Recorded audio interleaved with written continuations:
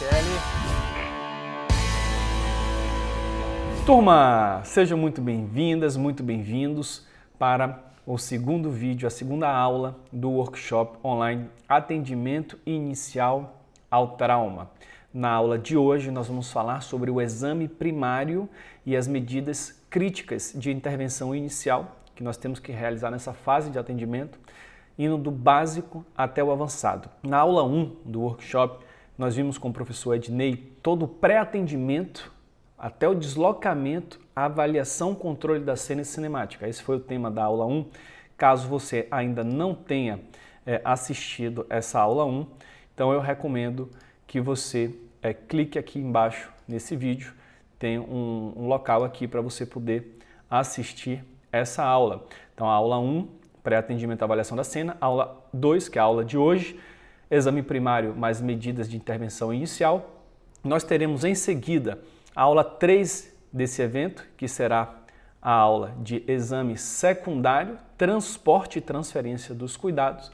E por fim, na aula 4, no vídeo 4, nós apresentaremos o suporte ao trauma no APH, que é o nosso programa, nossa formação 100% online, voltada para o atendimento aos pacientes vítimas de trauma no APH, um treinamento voltado para todos os profissionais de saúde e atendimento pré-hospitalar, estudantes dessas áreas. Caso você tenha interesse em aprofundar mais os estudos conosco, a gente vai te apresentar essa possibilidade no vídeo 4. Então, o objetivo do vídeo de hoje vai ser aprender como realizar um exame primário, que é uma fase crucial do atendimento, onde nós vamos identificar e tratar as lesões potencialmente fatais, ou seja, aprender a identificar e tratar essas lesões potencialmente fatais em poucos segundos, olhar realmente para o que interessa nessa fase do atendimento, e a gente vai fazer isso do básico ao avançado. Se você acompanhou o nosso pré-workshop, você viu que nós falamos dos princípios de ouro no trauma, segundo o PHTLS, e os princípios de ouro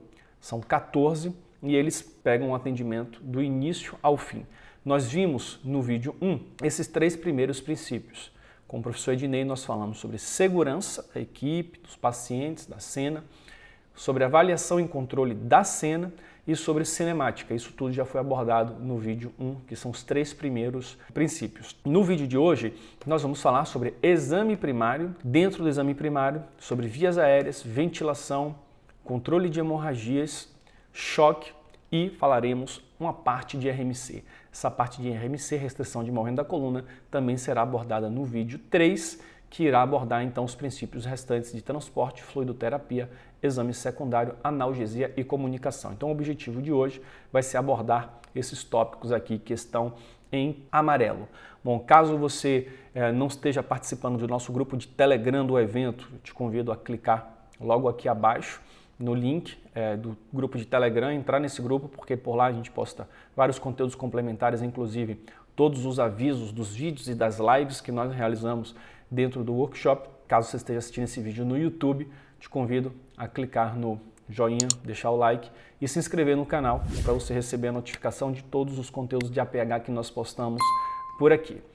Bom, princípios e preferências, eu preciso revisar bem rapidamente esse assunto, que eu acabei de mencionar para você quais são os princípios, e nessa videoaula a gente vai entrar nas preferências do exame primário. Então lembrando que os princípios são imutáveis e universais, se aplicam a qualquer tipo de ocorrência, e as preferências são formas, técnicas, métodos utilizados para colocar em prática os princípios. Então eles podem variar a depender de 5 pontos. Portanto, eu vou mostrar várias preferências aqui, você vai ver que certas preferências vão se adaptar para o seu nível de atendimento, outras não, a depender dos recursos que você tem. Então, isso vai variar com situação, condição do doente, conhecimento da equipe, recursos disponíveis e protocolos locais.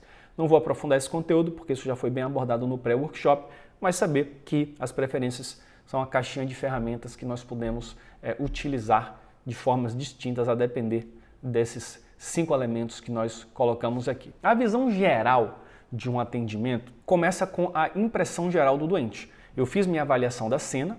Dentro da avaliação da cena, um dos elementos é observar o doente ou os doentes, a vítima ou as vítimas.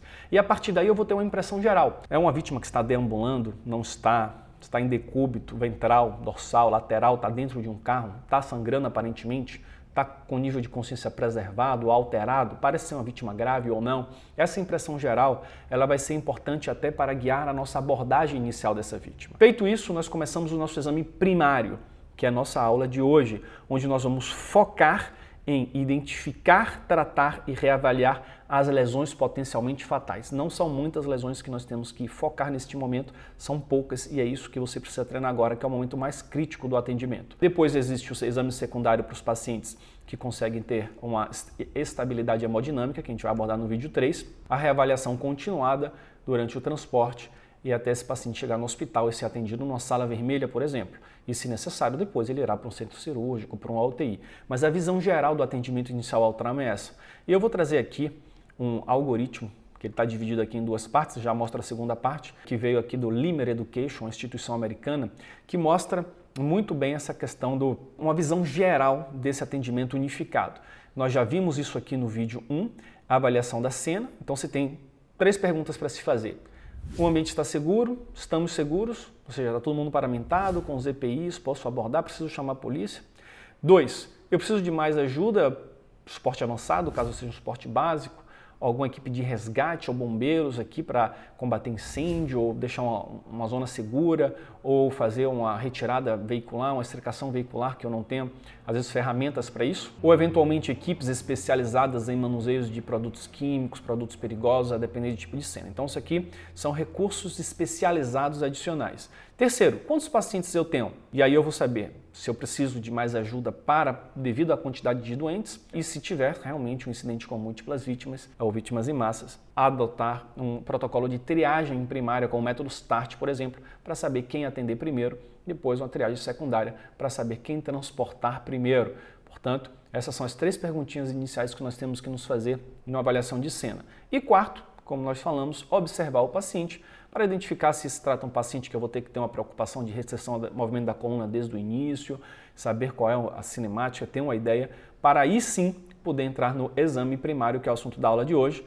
E aqui a Limer traz o exame primário como esse ciclo de ABC, que é bem dinâmico. Muitas vezes a gente fala sobre um ABCDE, XABCDE de uma forma sequencial, isso é para deixar a coisa mais didática, mas isso pode ser dinâmico, a depender se é uma emergência traumática, uma emergência clínica, que tipo de emergência. Mas o importante é saber que no A, nas vias aéreas, no B, na ventilação e no C, na circulação, exatamente nessas 3 letrinhas que estão as lesões potencialmente fatais que a gente vai estar discutindo aqui. E a partir daí a gente vai poder classificar o doente como um doente instável, que precisa de transporte rápido para o hospital, de um doente que pode ser um doente assim, o vermelho ou amarelo, um doente que é uma emergência, vai precisar de algumas medidas de intervenção que eu possa vir a realizar naquele momento e a urgência de transporte também existe, ou um paciente verde que está estável, vou poder fazer um exame secundário e ter mais tranquilidade em regular esse paciente e levá-lo. Então essa aqui é a avaliação primária do doente e a avaliação secundária, então a gente vai deixar para vocês estudarem no 3º vídeo desse workshop. Não esqueçam também de aproveitar aqui a caixa de comentários que fica aqui embaixo para mandar o seu feedback, deixar alguma dúvida. Vamos ver aqui então o exame primário. Começando a filosofia que está por trás do exame primário, que eu já falei 2 vezes no início desse vídeo. Identificar, tratar, reavaliar. Esse é o mantra. Eu identifico uma lesão potencialmente fatal. Se eu tiver condições, eu trato, eu corrijo e depois eu reavalio se a minha medida foi eficaz. Falando do PHTLS 9ª edição, o PHTLS ele aborda o XABCDE. Então esse X foi inserido recentemente no PHTLS, mas é algo que já existia há mais tempo em outros protocolos, principalmente nos protocolos militares que foram os pioneiros, não necessariamente através da letra X, como o protocolo Marshall, por exemplo, onde o M significava hemorragia ou significa hemorragia maciça, mas a ideia aqui do X é fazer um controle das hemorragias externas e sanguinantes quando primeira prioridade na cena. Você só vai aplicar um X se o paciente tiver uma hemorragia sanguinante visível.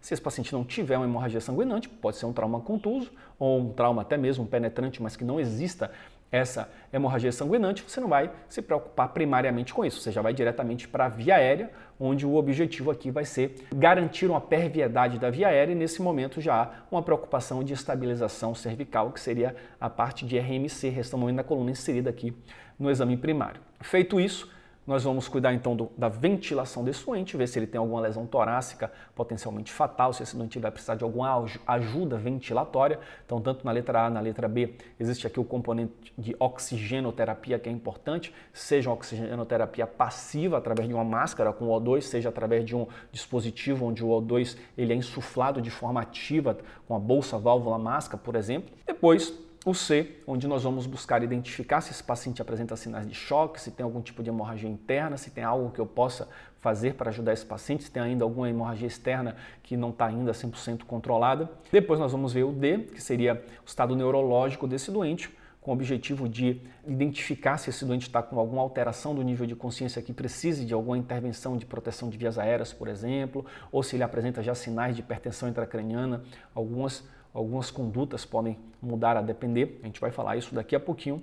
E na letra E, que seria expor o doente, retirar as roupas se necessário, ter os cuidados de prevenção de hipotermia, que devem existir desde o início do atendimento. Então, um doente que está chocado, com a roupa toda molhada, um ambiente frio, a gente vai buscar retirar essas roupas, aquecer o doente. Então, existem todo um cuidado nessa exposição. Pode ser um momento adequado também para fazer uma inspeção dorsal, se eu tiver alguma suspeita de lesão no dorso, ou fazer um rolamento desse doente. Então, basicamente, essa seria a visão geral do exame primário.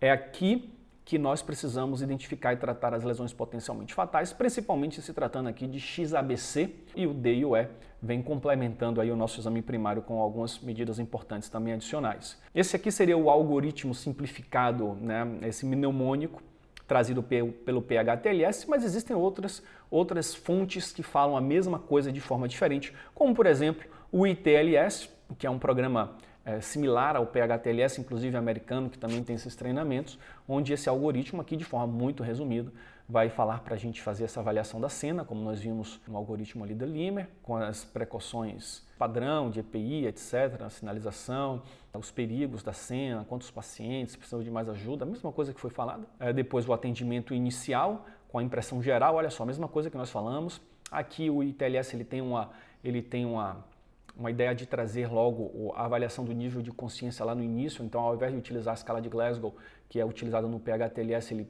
utiliza uma escala VDI, que é uma escala mais simplificada que ele coloca no início do atendimento. Vias aéreas, ventilação, circulação. Então, tudo isso que é visto em um também é visto em outro. E depois, o ITLS ele olha para o mecanismo da lesão. Se for um mecanismo mais generalizado ou desconhecido, vai ser feito aqui uma avaliação rápida, e se for algo localizado, vai fazer um exame focal. Se for, por exemplo, uma fratura especificamente no membro inferior esquerdo, isso estiver muito claro no mecanismo do trauma, obviamente vai focar nessa avaliação. Então, seriam preferências, mas que falam exatamente a mesma coisa. Nosso exame primário, nossa avaliação primária tem esse grande objetivo aqui, que é identificar, tratar e reavaliar as lesões potencialmente fatais que nós encontramos em nossa cena de atendimento no pré-hospitalar. E, obviamente, que as preferências vão variar, depender se você for uma unidade básica, eventualmente unidade intermediária, onde tiver um enfermeiro, uma unidade avançada. Isso vai acabar mudando algumas preferências que a gente vai começar a discutir agora, cada letrinha separadamente. Bom, falando sobre hemorragias exsanguinantes, o que nós podemos dizer a esse respeito? Eu trago aqui o algoritmo do Stop the Bleed, né, o stopthebleed.org, que é uma organização que traz essa consciência de necessidade de controle de hemorragia precoce no meio civil. Né? Essa consciência tem sido trazida basicamente pelo Stop the Bleed, esse programa do Bleeding Control, que já era bem estabelecido essa importância a nível militar, a nível civil, após atentados acontecidos nos Estados Unidos com atiradores, o atentado de Boston, da bomba ali na maratona, onde se levantou a possibilidade, a consciência de que o leigo precisaria também saber fazer um bom controle de hemorragia. Está aqui em inglês o algoritmo, mas está muito fácil de entender. Vamos ver aqui. Assegure que você está realmente com a cena segura, que você pode chegar próximo ao doente. Olha se tem alguma lesão, algum ferimento aqui, um sangramento ameaçador, né, que possa ameaçar a vida, ou seja, um sangramento importante, externo, visível. E aí você tem duas opções. Será que você tem um kit de primeiros socorros disponível ou não? Inclusive, eles têm incentivado a colocação desses kits de primeiros socorros disponíveis em locais públicos. Esses kits de controle de hemorragia, assim como tem desfibrilador externo automático, colocados para o público utilizar em caso de parada cardiorrespiratória. Também a ideia é que isso já está sendo implementado, que existam kits com torniquete, com bandagens, com compressa para o leigo poder fazer um controle de hemorragia. Se você não tiver esse kit disponível, use qualquer roupa limpa, pano limpo e aplique uma pressão direta no ferimento com o intuito de parar esse ferimento. Óbvio que tem que pedir ajuda aqui assim que possível. Se você tiver um kit de primeiros socorros disponível, um kit desse padronizado do Bleeding Control ou outros, você vai olhar onde está o ferimento. Se o ferimento está arm ou leg, significa membros superiores ou inferiores, braços ou pernas. Nesse caso, você vai se perguntar se existe um torniquete ali. Se o torniquete está disponível, você vai posicionar o torniquete acima do sítio do sangramento e vai apertar o torniquete com a técnica correta, como vocês vão estar vendo nos vídeos que estão passando aqui para ilustrar em algumas imagens que eu vou mostrar. Por sinal, todos esses vídeos que nós estamos mostrando aqui são vídeos, aulas práticas do nosso programa completo de formação em trauma no APH, o STAP, o suporte ao trauma no APH. A gente vai estar ilustrando com essas videoaulas práticas aqui. Então você vai apertar o molinete do torniquete, tem a técnica correta até parar esse sangramento. Então seria a preferência número 1, nesse caso de hemorragia sanguinante em extremidades. Se o torniquete não está disponível, ou se o ferimento não foi em braço ou em perna, se o ferimento foi na região de pescoço, se foi em região de axila, virilha, em locais onde não há possibilidade de uso do torniquete, nesse local você vai fazer um preenchimento da ferida, você pode estar utilizando agentes hemostáticos, né, ou esses próprios curativos embedados com agentes hemostáticos para conseguir ajudar na coagulação daquele ferimento e no controle daquela hemorragia, e associado a isso, o ideal seria fazer também a compressão local por vários minutos até chegar a ajuda especializada para poder dar continuidade a esse tratamento. Lembrando que cada gota de sangue perdida pode fazer a diferença na vida desse doente. Então esse seria o algoritmo do Stop the Bleeding, que tem uma ideia de se comunicar com o público leigo, com qualquer um de nós, e os princípios aqui estão todos presentes, se aplicam também em nosso atendimento pré-hospitalar. Falando de hemorragia externa. Aqui eu trago o algoritmo do PHTLS nona edição, que ele já tem o objetivo de se comunicar com um profissional de atendimento pré-hospitalar. Ele é feito para os técnicos de emergências médicas, paramédicos nos Estados Unidos, mas isso se aplica perfeitamente a qualquer profissional dentro do sistema de APH brasileiro que atua nas ambulâncias ali profissionalmente.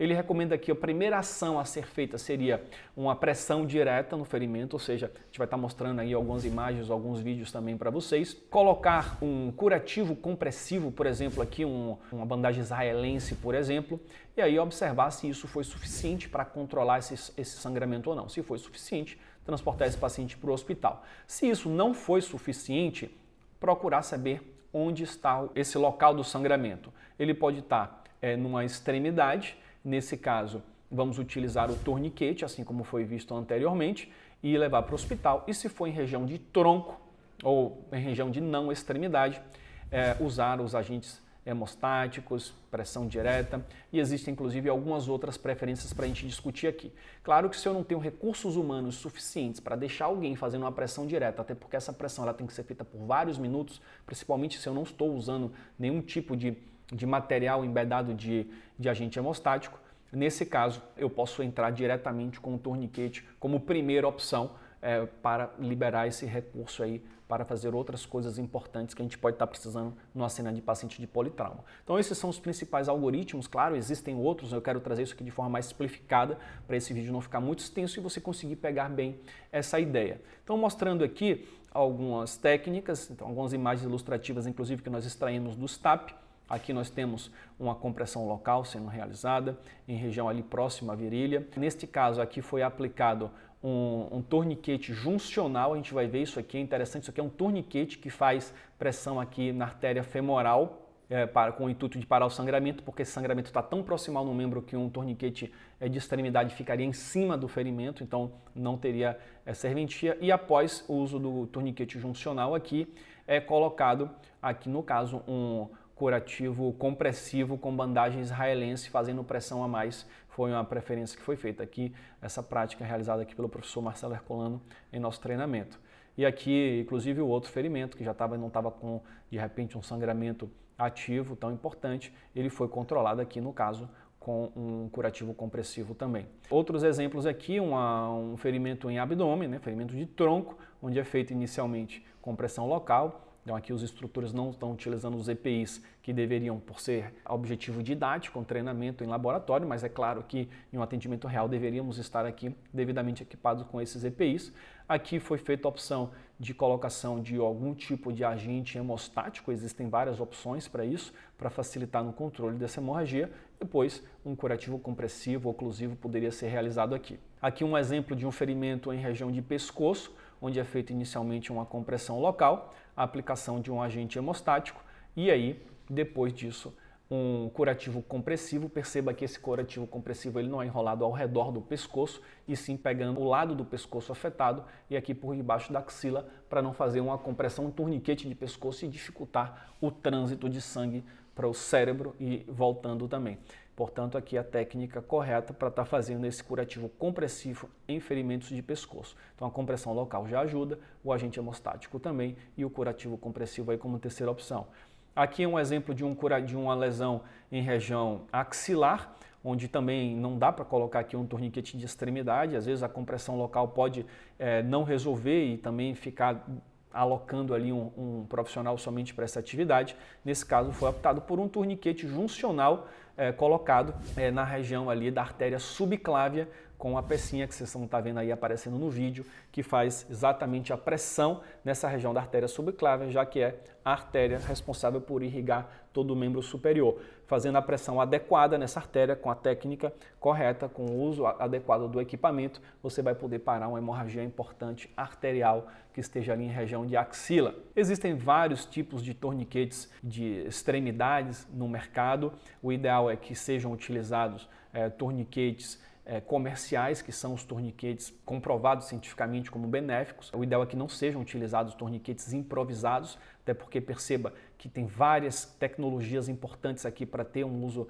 eficaz. Nós temos aqui o SAM, o CAT. Então, quais são as características? Perceba que ele tem uma largura adequada, né? Essa largura ela é importante para não não gerar lesão na pele, ferimento na pele, porque a pressão é inversamente proporcional à superfície. Se eu coloco uma coisa muito linear e eu faço muita pressão, vai cortar a pele, vai ferir o doente. Então tem que ter uma largura suficiente para não gerar um ferimento na pele, porém, devido a essa largura, a pressão tem que ser muito forte para conseguir realmente parar essa hemorragia. Então por isso que tem esse molinete, tem um material resistente, porque ele vai ter que ser apertado com a pressão realmente forte para parar o sangramento, que é um sangramento arterial. Lembrando que anatomicamente as artérias são mais centrais, tem uma pressão maior e a parede delas não consegue colabar com tanta facilidade quanto uma veia, que é mais superficial, onde a pressão é menor. Portanto, se eu coloco um torniquete mal colocado, eu vou fazer garroteamento venoso e vou continuar com o fluxo arterial. Ou seja, o fluxo vai entrando no membro e não consegue voltar. Ou seja, vai aumentando a pressão daquele membro, inclusive pode levar até uma síndrome compartimental. Então, torniquetes mal colocados ou torniquetes improvisados podem gerar mais prejuízos do que benefícios. Então, se for utilizar um torniquete, tem que utilizar um torniquete de qualidade, reconhecido e com a técnica correta.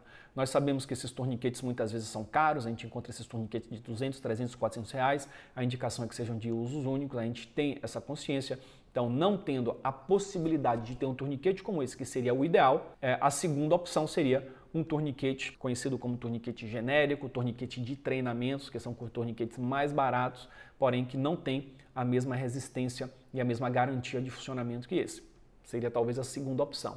E torniquete improvisado com outros materiais aí realmente não seria recomendado, o ideal seria manter a compressão local adequada. Então esses aqui são alguns exemplos de torniquetes de extremidades, aqui o professor Marcelo Herculano mostrando para a gente aqui no STAP uma autoaplicação, muito utilizada inclusive no meio militar. Todo militar tem geralmente 2 torniquetes, geralmente um para o seu colega de trabalho e um para si mesmo, e aqui é uma técnica mostrando a própria autoaplicação, que pode ser feita em membro superior ou membro inferior. Aqui é um exemplo de aplicação de torniquete de extremidade em membro inferior. Então, os torniquetes juncionais, existem diferentes modelos no mercado, nós temos aqui o JET, o CAT, o SAM, são torniquetes que têm o mesmo objetivo, que é fazer uma pressão na região da artéria femoral. Então, perceba que pode ser feito através dessa técnica, esse aqui é um torniquete já menos utilizado. O torniquete que nós utilizamos em nosso treinamento é esse torniquete que vai ser inflado. Vocês estão vendo aí no vídeo como é que isso acontece. Então ele tem uma pera, assim como um tensiômetro, que vai inflar um cone de silicone que vai descendo ali, fazendo pressão exatamente nessa região inguinal para parar o fluxo da artéria femoral. Já esse torniquete aqui, ao invés de ser uma pera para fazer uma insuflação, ele vai ter um molinete com essas peças aqui que vão fazer essa pressão. Mas é exatamente a mesma ideia, fazer a pressão na região da artéria femoral ou da artéria subclávia. Para a artéria subclávia vai ser necessário um adaptador para encaixar certinho aqui abaixo da clavícula e conseguir fazer essa pressão.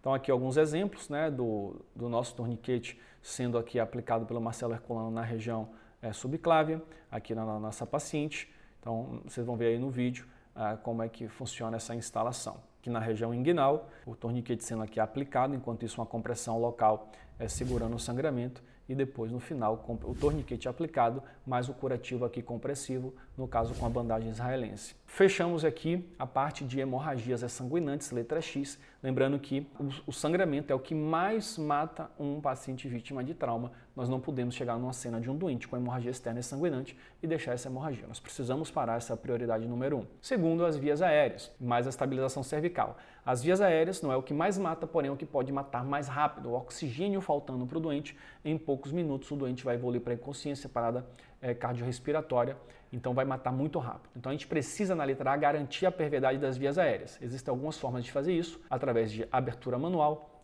dispositivos básicos e dispositivos avançados. Quais são as técnicas de abertura manual? Vou mostrar algumas imagens, mas aproveitem para ir vendo também algumas ilustrações aí em vídeo do nosso treinamento. A manobra de jaw thrust, que consiste numa anteriorização da mandíbula, a chin lift que significa elevação do queixo, que tem algumas técnicas de fazer isso. Antigamente era descrito no PHTLS como uma técnica onde você pegaria aqui a parte da arcada dentária inferior com a mandíbula e faria essa anteriorização, colocando o polegar dentro da boca do doente. Ou na nona edição eles já retiraram essa técnica. A técnica é feita através de uma anteriorização do queixo com essa técnica, então, para evitar mordidas, etc. Apesar que a chin lift, eu já trabalhei durante muitos anos na equipe de trauma de face especializada com colegas bucomaxilofaciais no carnaval. Então, em caso de fratura de mandíbula bilateral, onde esse assoalho pode fazer uma obstrução das vias aéreas, nesse caso pode ser uma técnica útil, porque o paciente não tem como morder e é uma forma de anteriorizar esse segmento. A técnica de head tilt and chin lift, que muita gente confunde com a de chin lift, é a técnica de inclinação da cabeça com elevação do queixo. Então, essa técnica que é utilizada em pacientes clínicos que não têm suspeita de traumatismo raquimedular, por exemplo, em parada respiratória ou parada cardiorrespiratória, é a técnica de head tilt, inclinação da cabeça, e chin lift com elevação do queixo. É diferente da técnica de chin lift, onde a gente faz apenas uma elevação do queixo, sem fazer uma inclinação da cabeça. Então a chin lift pode ser utilizada assim no trauma. Alguns dispositivos básicos, como aspiração, o estudante pode estar com alguma secreção, pode estar com sangue ali. Existem vários tipos de aspiradores. Existe a cânula orofaríngea, que é um dispositivo que vai ser colocado na orofaringe, justamente para evitar queda de base de língua e obstrução das vias aéreas pela base da língua. Então esse vai ser o objetivo. Existem basicamente dois tipos, que é a cânula de Guedel e a cânula de Bergman. Vou mostrar aí alguns vídeos, algumas imagens para vocês enquanto a gente está apresentando aqui a aula. E a cânula nasofaríngea, que tem o mesmo objetivo, porém ela vai entrar pela narina. E elas têm indicações diferentes. Por exemplo, a orofaríngea ela não é tolerada por pacientes com nível de consciência preservado ou semi-preservado, vai gerar reflexo de vômito muitas vezes. Isso é um risco, o paciente vomitar, broncoaspirar, e a gente pode piorar esse doente. Portanto, a orofaríngea ela é indicada em doentes inconscientes. Já a nasofaríngea ela pode ser utilizada em pacientes semiconscientes ou até mesmo pacientes conscientes que não têm a condição de manter uma perviedade das vias aéreas. Então ela pode ser utilizada aí, conforme eu vou mostrar a imagem para vocês logo adiante. Os dispositivos avançados, via aérea extraglótica, que a gente pode considerar um dispositivo intermediário a avançado.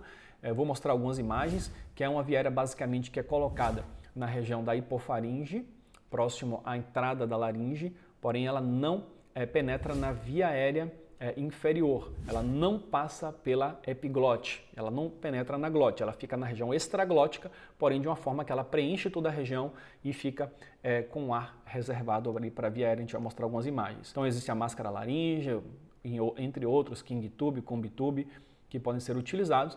A intubação orotraqueal, que aí o laringoscópio é necessário para visualizar as cordas vocais e passar, e tem técnicas também transtraqueais, como a cricotireoidostomia por punção ou cricocirúrgica. Então são dispositivos aí, todas essas técnicas são técnicas utilizadas para garantir uma permeabilidade das vias aéreas, e algumas delas permitem também, ao mesmo tempo, uma ventilação aqui por pressão positiva e oxigenação. Ilustrando aqui, a abertura manual. Aqui é uma técnica de jaw thrust, onde é feita aqui uma anteriorização da mandíbula desse doente, aqui com a pressão realizada no ângulo da mandíbula bilateral, e fazendo essa anteriorização da mandíbula, o assoalho da boca puxa a língua, e a língua não vai obstruir aqui a via aérea desse doente. Aqui nosso instrutor do STAP, o Robson Esteves, instrutor da ITR Treinamentos, nossos parceiros nesse programa, demonstrando aqui uma forma aqui até adaptado de fazer uma técnica de jaw thrust, parecida com o jaw thrust, com os polegares aqui fazendo a anteriorização. Existem algumas técnicas, algumas variações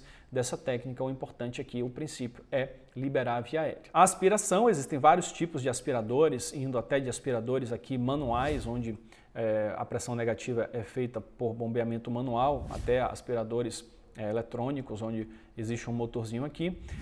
No trauma, geralmente o recomendado são os aspiradores de ponta rígida. Então aqui nós temos uma ponta rígida para estar fazendo a aspiração aí da cavidade oral e da faringe desses doentes. Então aqui nosso treinamento também, o instrutor Robson esteve demonstrando um aspirador manual. Vocês vão ver aí alguns vídeos aparecendo para vocês. Aqui são os dois tipos de cânulas orofaríngeas. Muita gente fala de cânula de Guedel como sinônimo de cânula de orofaringe, mas na realidade a cânula de Guedel é um tipo de cânula orofaringe que está aqui em diversos tamanhos, onde a medição vai ser feita entre a boca e a região de lóbulo da orelha, ângulo da mandíbula.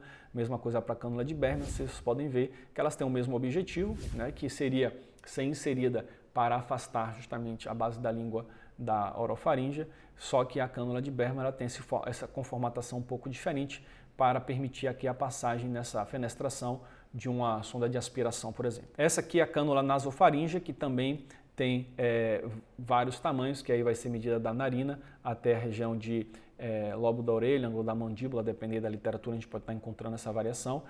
Existem vários tamanhos, então ela vai ser inserida com esse cuidado e vai ter esse mesmo objetivo de garantir a permeabilidade da via aérea. Essa aqui já seria uma máscara laríngea, que ela tem mais ou menos esse formato, existem vários modelos. Então aqui nesse gráfico a gente consegue ver que ela é posicionada na região extraglótica.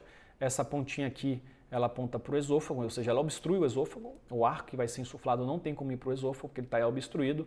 Ela é inserida depois um cuff insuflado, então ela vai ocupar bem aquele espaço e ela fica com sua fenestração aqui aberta para a via aérea, que está mais anteriorizada, portanto todo o ar insuflado vai vir para a via aérea. Então, por mais que ela não seja intratraqueal, ela é considerada uma via aérea avançada. Essa aqui seria uma máscara laríngea, que já seria um outro tipo de máscara laríngea que permite, além da ventilação, uma passagem de uma sonda aqui de descompressão que vai sair nessa pontinha aqui que vai para o esôfago. Então aqui eu posso fazer aspiração de conteúdos gástricos nessa sonda e toda a ventilação continua indo para a via aérea. Aqui já é uma outra máscara laríngea chamada de iGel.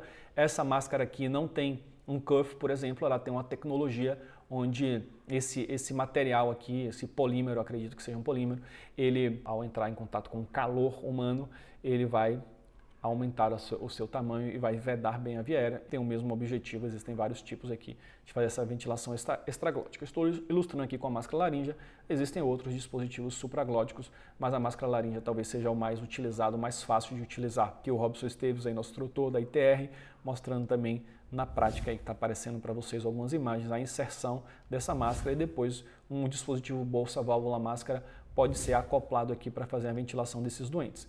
Existe a intubação orotraqueal, então aqui tem a técnica sendo realizada, aí nós precisamos de um laringoscópio.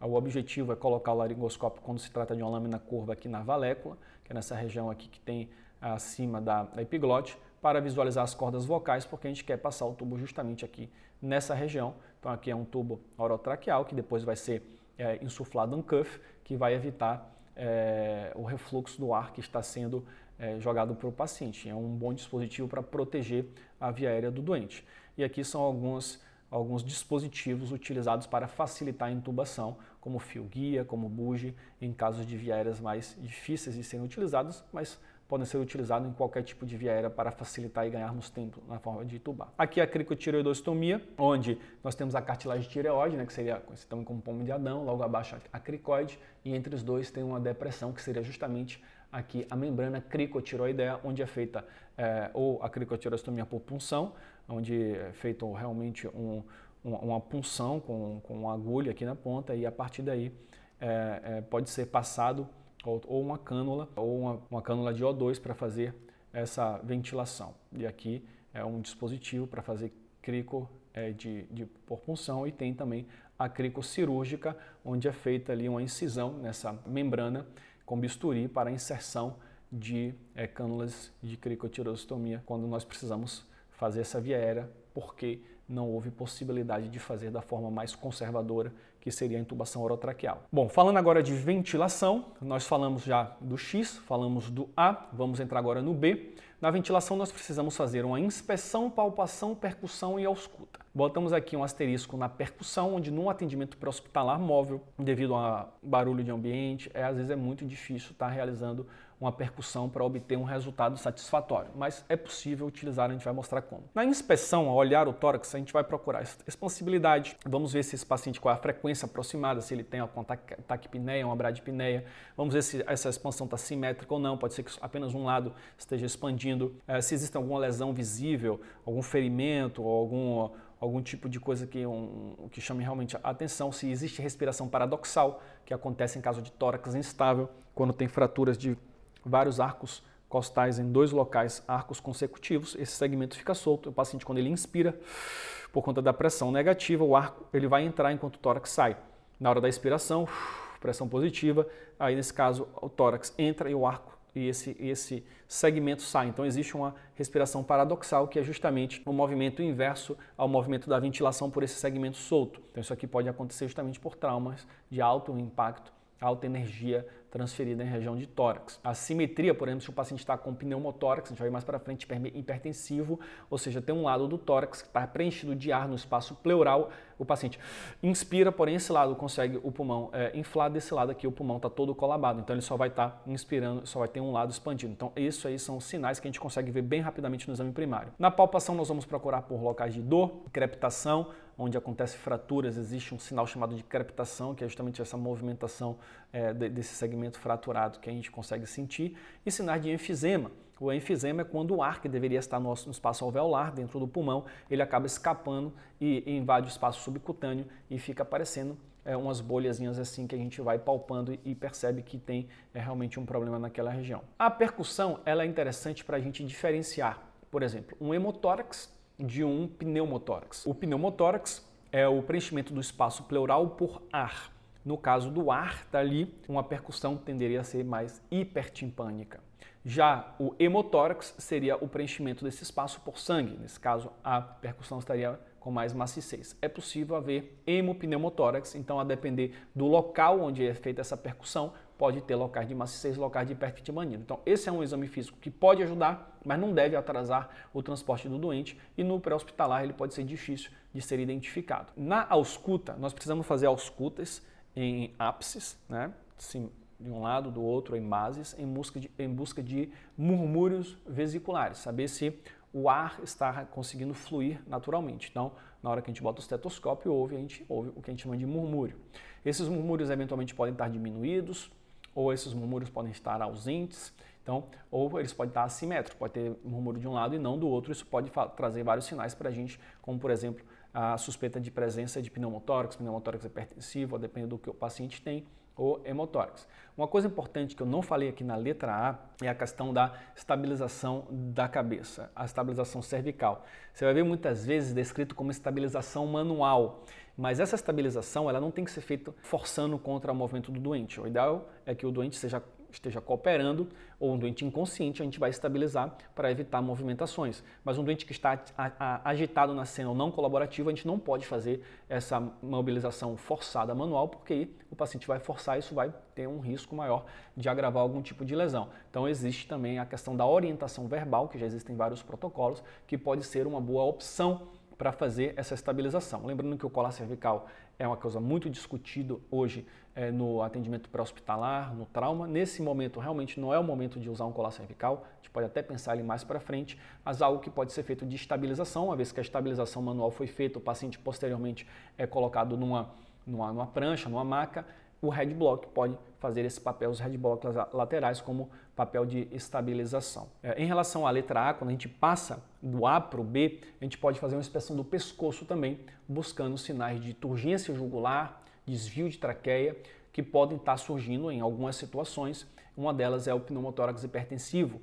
Por exemplo, tem tanto ar aqui no espaço extrapleural, que penetrou ou por uma lesão interna ou até mesmo por um ferimento penetrante de tórax, que esse ar ele vai ocupando um espaço tão grande, fazendo uma pressão tão grande nesse pulmão aqui, que dificulta o retorno, nesse lado da caixa torácica, melhor dizendo, que vai dificultar o retorno do sangue para o coração, ou seja, o sangue que está na cabeça ele não consegue descer e aí pode fazer turgência jugular, pode ser um sinal. Não vai estar presente em todos os casos e a presença de turgência não significa necessariamente o pneumotórax hipertensivo. A gente tem que ir juntando os dados para a gente chegar a essa suspeita. Existe também a possibilidade de desvio de traqueia. Como a pressão é muito grande, ela vai empurrar toda a estrutura precordial para o lado esquerdo e se for do lado direito, e aí a traqueia pode estar um pouco desviada, é algo que a gente pode encontrar em região de pescoço, fora ferimentos e sangramento. E as bulhas cardíacas, apesar de ser um exame de tórax, onde está escrito aí ventilação, já que o coração está no tórax, a gente aproveita para fazer uma ausculta cardíaca, porque o tamponamento cardíaco, que seria sangue no saco pericárdico ao redor do coração, pode ser uma lesão potencialmente fatal, que a gente pode suspeitar através de alguns sinais. A própria turgência jugular é uma possibilidade e o abafamento de bulhas também e outros sinais de choque podem estar levando a gente a essa suspeita, como a suspeita de pneumotórax hipertensivo. Tanto o pneumotórax hipertensivo quanto o tamponamento cardíaco são alguns tipos de choque que a gente vai estar procurando identificar na letra C, se existem realmente esses sinais de choque. Quais são as possíveis intervenções que a gente pode fazer na letra B? O2 suplementar em máscara não reinalante. Então, todo paciente de politrauma, que é aquele paciente com trauma grave, envolvendo geralmente mais de um sistema, com repercussão sistêmica, esses pacientes precisam inicialmente no atendimento de O2 suplementar em máscara não reinalante, que a gente coloca lá em alto fluxo de O2 de 10 a 15 litros, geralmente é o que é descrito, para a gente garantir que esse paciente está recebendo uma quantidade de oxigênio adequada no momento crítico, onde a gente chegou. Depois disso, nos exames secundários, durante o transporte, a gente pode avaliar se o paciente vai poder ter um desmame ou se vamos progredir para algo diferente. Então, essa é uma possível intervenção que é feita, inclusive, por profissionais de suporte básico, desde que haja uma regulação médica, uma prescrição médica dessa conduta prevista aí em protocolo no serviço. A descompressão torácica por agulha é uma intervenção feita no pneumotórax hipertensivo, então um paciente que está com essa quantidade de ar gigante aqui ocupando o espaço pleural ou o espaço extrapleural, extrapulmonar, a descompressão por agulha pode fazer com que esse ar saia para o meio externo, esse pulmão volte a expandir e isso libere mais a questão da ventilação e principalmente a questão hemodinâmica, já que o pneumotórax hipertensivo é um choque do tipo choque obstrutivo, que tem repercussão direta na hemodinâmica, diretamente no coração. Então isso aqui pode ser uma medida salvadora, a descompressão torácica, que no Brasil só pode ser realizada por profissionais médicos no suporte avançado de vida. Existe o curativo valvulado, curativo de 3 pontos oclusivo, que são curativos realizados em caso de ferimentos penetrantes de tórax. A opção número 1 seria para um curativo valvulado. O próprio HTLS traz como segunda opção curativo de 3 pontos, ou como terceira opção até mesmo um curativo oclusivo, com alguns cuidados aqui, que é o curativo oclusivo. A gente tem que tomar cuidado, principalmente se a gente for fazer ventilação por pressão positiva nesse doente, intubação, porque a gente pode evoluir um pneumotórax hipertensivo pelo fato justamente do ar estar se acumulando ali no espaço pleural. Então existem algumas técnicas, como a retirada do curativo para poder drenar esse ar, mas a gente não vai entrar em grandes detalhes, porque a ideia aqui é passar realmente uma visão geral. A drenagem de tórax seria um procedimento mais para o intra-hospitalar, até porque é um procedimento estéreo, mas eventualmente em casos isolados de suporte avançado, que esteja num local muito distante de um centro, onde vai ter muito tempo até um hospital, pode ser um procedimento feito em caso de hemotórax, de pneumotórax hipertensivo, para garantir uma boa ventilação desse doente até a chegada no hospital. Mas é um procedimento idealmente feito em ambiente intra-hospitalar pelo cirurgião ou emergencista. A drenagem de tamponamento cardíaco também é uma possibilidade que também não é todo paciente com tamponamento cardíaco, eu vou ter que fazer uma pericardiocentese, que seria inserir uma agulha no espaço pericárdico para retirar esse sangue. Existem algumas opções de priorização, como, por exemplo, a pericardiocentese guiada por ultrassom, a depender se for um paciente em parada cardiorrespiratória traumática, a própria toracotomia, vai ser feito por especialistas, mas em questão de suporte avançado. Vale a pena a gente mencionar aqui. Alguns exemplos aqui. Esse aqui é um vídeo que nós gravamos com o instrutor Marcelo Herculano, mostrando aqui um curativo valvulado. Então imagine que aqui tivesse o ferimento penetrante. Esse curativo ele tem 3 fenestrações aqui que permite a saída do ar, ou seja, ele funciona como uma válvula. No momento que o paciente inspira, vai ter uma pressão negativa. Nesse momento, que seria o momento que o ar entraria aqui no espaço pleural, esse curativo ele vai colabar e vai evitar a entrada do ar pela caixa torácica aqui.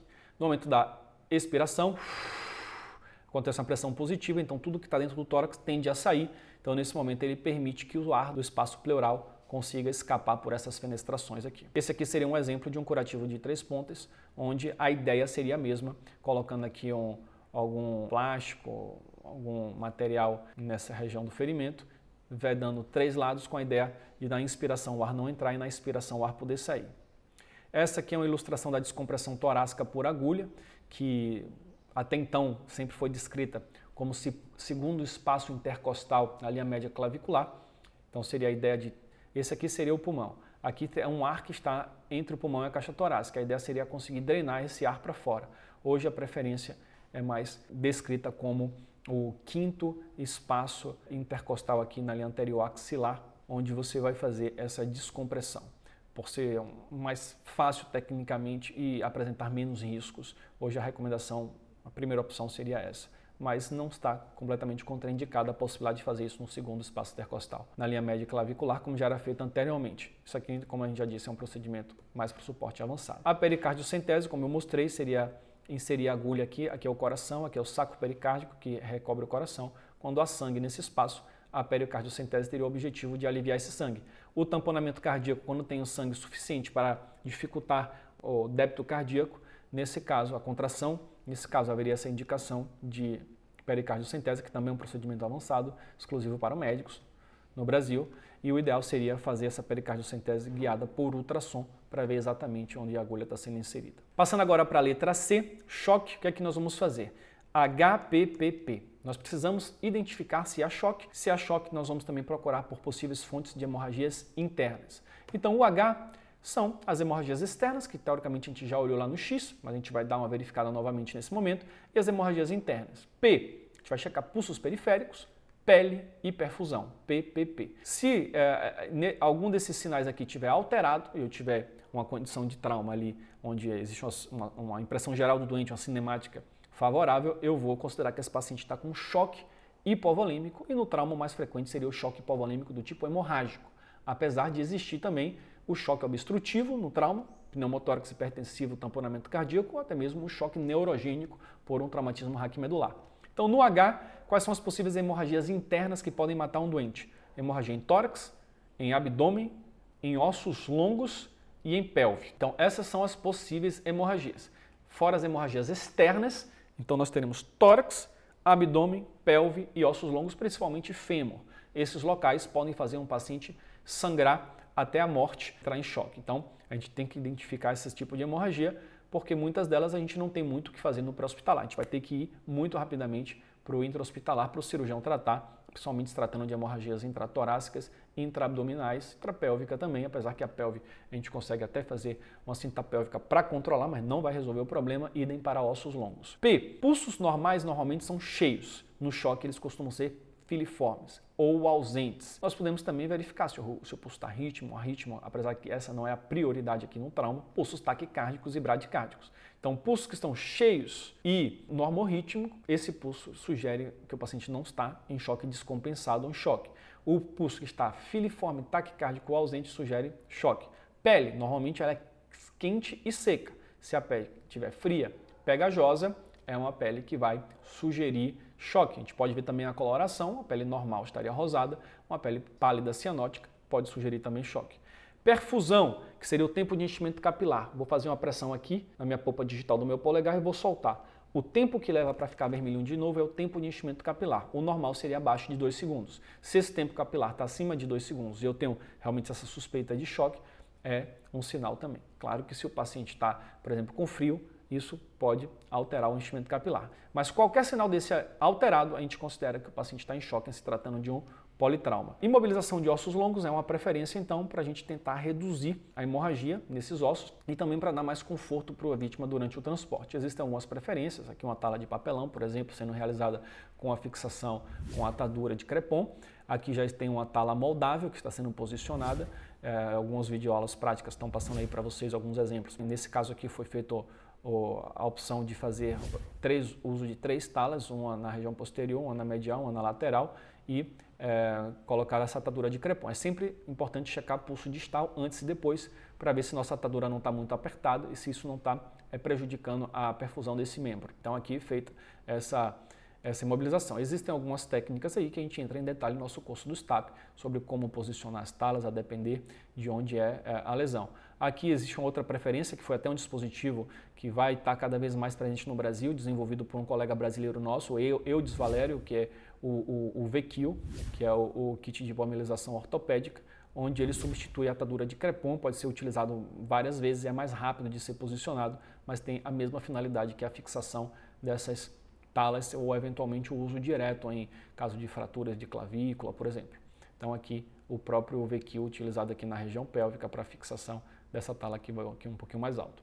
Cinta pélvica, que é uma opção, então existem vários tipos de cinta pélvicas no mercado que tem o objetivo de diminuir o espaço pélvico para reduzir esse sangramento, ou uma opção que seria na ausência de um dispositivo comercial, que seria o ideal, o próprio lençol, com a técnica correta, pode servir também para essa finalidade. O ácido tranexâmico, Transamin, que ele deve ser feito 1 grama em 10 minutos no APH, mas depois 1 grama vai ser infundido em 8 horas, isso aqui é mais intra-hospitalar.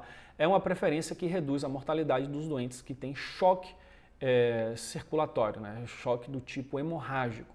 Então, quando é feito nas 3 primeiras horas após a lesão, também um procedimento para suporte avançado, reduz a mortalidade. Então isso aqui pode ser utilizado, inclusive, nos pacientes de trauma com hemorragias internas, que vai ajudar. Agora esse paciente tem que chegar rápido no hospital. O Reboa é uma preferência de controle de hemorragia, que é um balão intraórtico, que é colocado para, também é suporte avançado, isso não é visto ainda no Brasil, em alguns serviços no exterior isso é feito, com hemorragias sanguinantes intraabdominais, por exemplo. Sem suspeita de hemorragia torácica, é possível, através de um cateterismo aqui, passar um balão que é insuflado na aorta, e aí ele interrompe o fluxo para baixo, que seria um procedimento aí de extrema exceção de emergência para salvar a vida de um doente. Esse doente tem que chegar no hospital em menos de 40 minutos para não isquemiar e esse doente ter outros problemas. Então seria uma preferência. E a toracotomia, que seria abrir o tórax, seria uma preferência para tratar vários tipos de lesões, bem recomendada no suporte avançado da parada cardíaca traumática, que vai ter várias funções aqui, indo de clampeamento de aorta, tratamento de tamponamento cardíaco, motórax maciço, estou citando aqui para vocês conhecerem mesmo. Chegando na letra D, estado neurológico, aí nós já passamos pelo essencial. O essencial é o ABC, é no ABC que nós vamos identificar e tratar as lesões potencialmente fatais. Se no A, no B ou no C eu encontrei alguma lesão, alguma coisa que precisasse de alguma dessas intervenções, eu vou fazer a intervenção e vou reavaliar para ver se deu certo. Então, por exemplo, eu estava no B, fiz lá um tratamento pneumotórax hipertensivo, eu volto para a letra A, vejo se essa viária está pérvia, vejo se o paciente está ventilando legal e vou para a letra C. Se o paciente está com alguma alteração de ABC e está instável, obviamente a gente vai ter que adiantar esse transporte. A letra D vai trazer algumas informações complementares que podem ajudar, principalmente o suporte avançado de vida. Aqui o PHTLS ele recomenda a escala de coma de Glasgow, que seria uma quantificação do nível de consciência que vai de 3 a 15, basicamente de 8 a 3, que seria o TC grave ou rebaixamento de nível de consciência importante. Considera-se que o paciente não tem capacidade de proteger a via aérea dele, então seria uma recomendação, por exemplo, para intubação no APH para proteger a via aérea desse doente. Então, é dessa forma que, em termos práticos, a escala de coma de Glasgow basicamente vai ajudar no APH.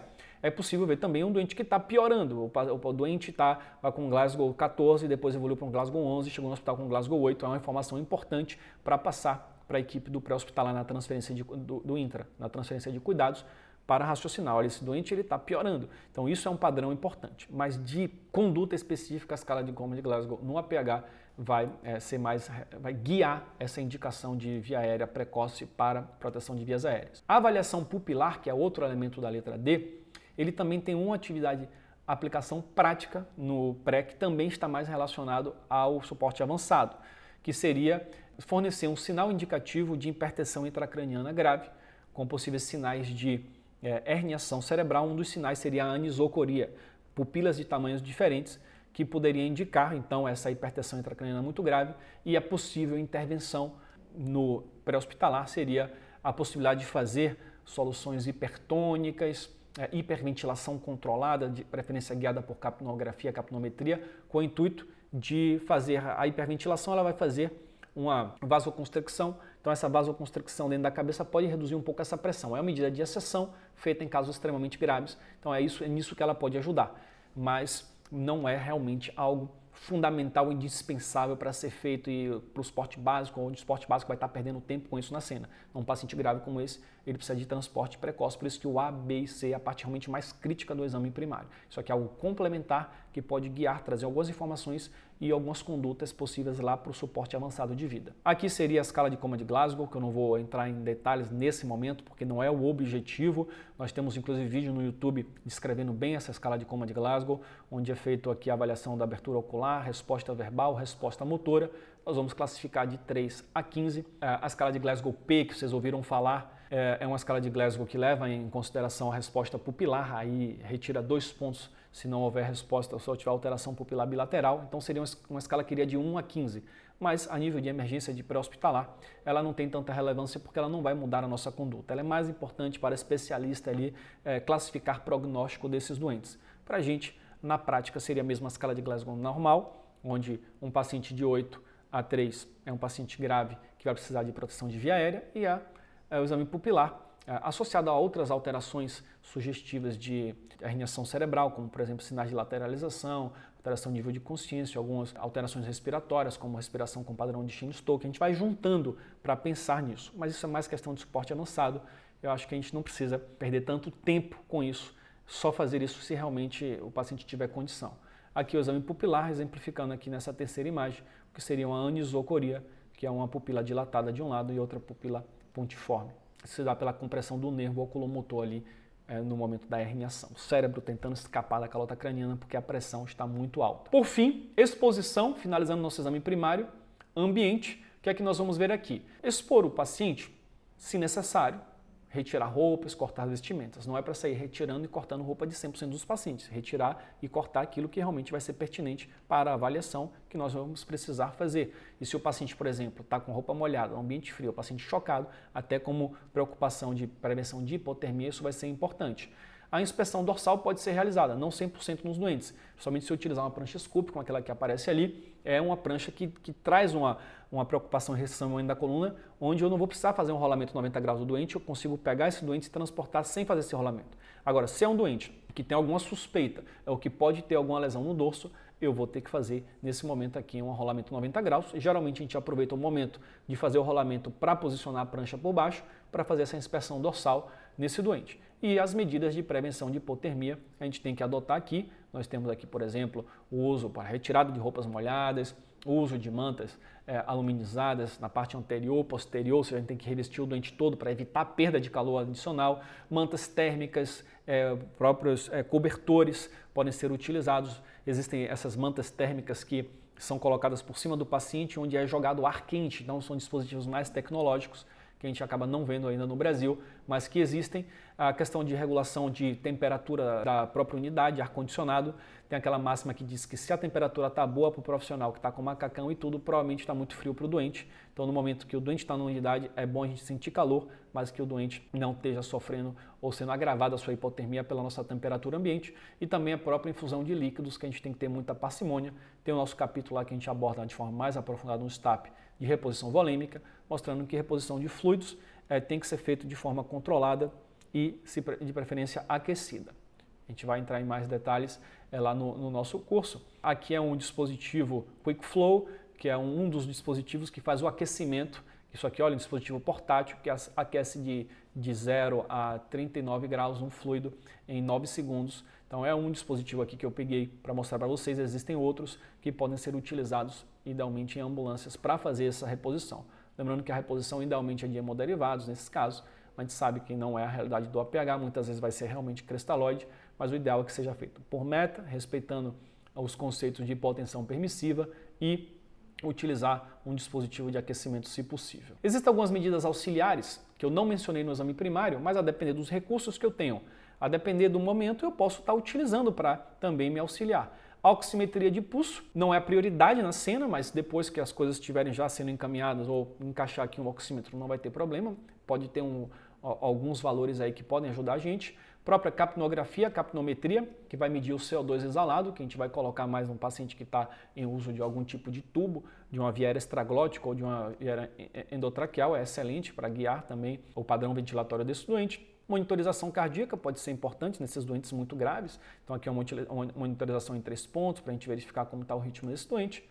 HGT, muito importante, né? Paciente TCE, por exemplo, não pode ter hipóxia, não pode ter hipoglicemia, não pode ter hipotensão. O ideal é que nenhum paciente de trauma tenha. A própria monitorização da pressão arterial, que a gente vai estar fazendo, até para ver que tipo de doente nós temos, mas todas essas medidas aqui são auxiliares. São medidas que não precisam necessariamente ser realizadas no exame primário, eu vou realizar se eu achar pertinente, se eu tiver recurso disponível, ou se não, eu deixo para realizar no momento de avaliação secundária, dentro da ambulância ou a caminho do hospital. É isso. 1 hora de aula, 1 hora e 5 minutos. Se você chegou até aqui, me diga nos comentários. Cheguei até o final, sobrevivi, eu sei que foi denso. A ideia realmente, talvez tenha sido até um pouco rápido, mas a ideia foi mostrar essa visão geral do que é o exame primário, o que é que nós podemos fazer para esse doente. A gente vai abordar isso de forma muito mais aprofundada no STAP, com toda a parte teórica, a parte prática, os quizzes, as lives, para você realmente poder discutir, aprofundar o entendimento disso aqui. A ideia aqui foi realmente trazer essa visão geral, te mostrar o que é o objetivo de atender um doente grave primariamente. Então, o objetivo aqui foi aprender como realizar o exame primário, identificar, tratar as lesões potencialmente fatais, passamos aqui por todas elas, do exame primário, do básico ao avançado. Então, já vimos na aula 1 do workshop esses 3 primeiros princípios, segurança, cena e cinemática, vimos com Ednei. Nessa aula de hoje vimos exame primário, vias aéreas, ventilação, hemorragia, choque.